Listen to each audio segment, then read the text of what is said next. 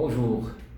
Si vous aimez la présentation ou c'est un sujet qui intéresse tout le monde, le business plan, l'élaboration du business plan, n'hésitez pas à liker, n'hésitez pas à partager et je reste entièrement à votre disposition.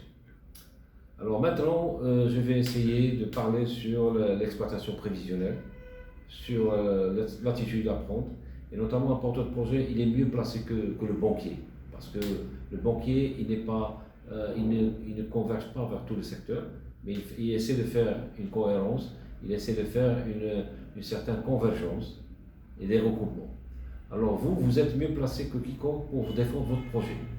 Lorsque vous êtes devant un banquier, vous allez présenter votre activité, votre cycle d'activité, la manière de réaliser la production, de faire la production, un chiffre d'affaires théorique, un chiffre d'affaires avec des abattements, avec des périodes qui s'étalent entre 2, 5, 7 ans en fonction de la nature de l'activité. Et également, vous êtes mieux placé pour répondre à ces questions. Donc, premier point, c'est l'exploitation prévisionnelle sur une durée de 5 ans minimum.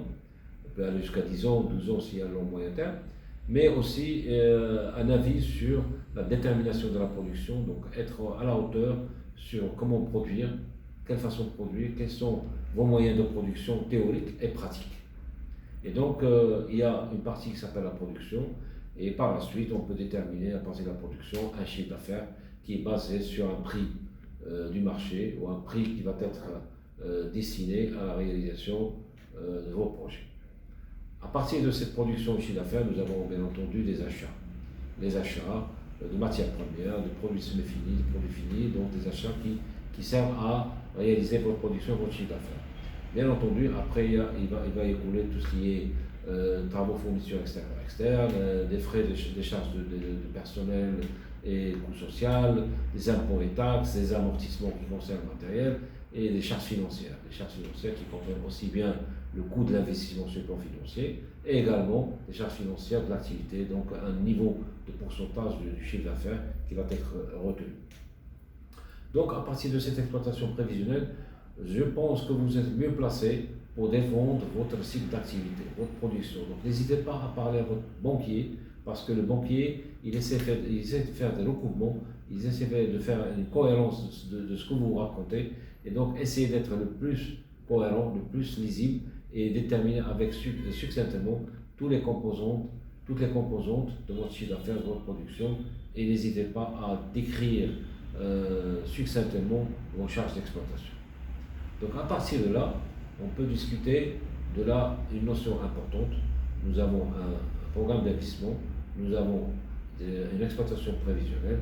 Là, on va s'attaquer comment financer ce programme d'investissement.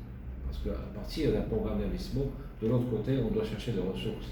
Soit des ressources internes, donc on n'a pas besoin de ressources externes ou des bailleurs de fonds, donc soit le capital, soit les augmentations de capital, soit les comptes courants associés. Donc ce sont des apports qui restent ou bien qui déterminent une certaine autonomie de l'entreprise, ce sont des ressources propres ou quasi propres.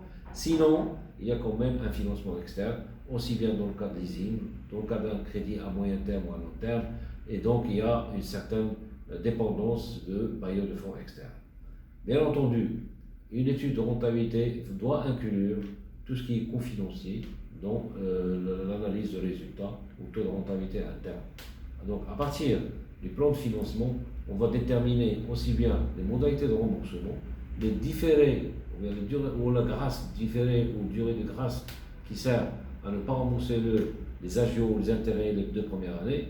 Donc on va se limiter uniquement aux agios et ne pas payer tout ce qui est capital. Donc un différé dépend de la nature de l'activité, parce que chaque activité a des spécificités. Par exemple, dans le cas du transport routier, la notion de différé n'est pas obligatoire parce qu'on commence à rouler, donc on commence à encaisser, on commence rapidement. Donc il n'y a pas à songer pour un différé très long. Par contre, des activités de production ou bien industrielle ou semi-production ou semi-industrielle, la notion de différé s'impose pour pouvoir permettre une certaine aisance financière et permettre à l'entreprise de régler ses échéances dans de meilleures conditions. Voilà pour aujourd'hui. Donc si vous avez des questions, n'hésitez pas à poser des questions et donc essayez de partager. Si vous aimez bien, vous faites liker. Merci bien.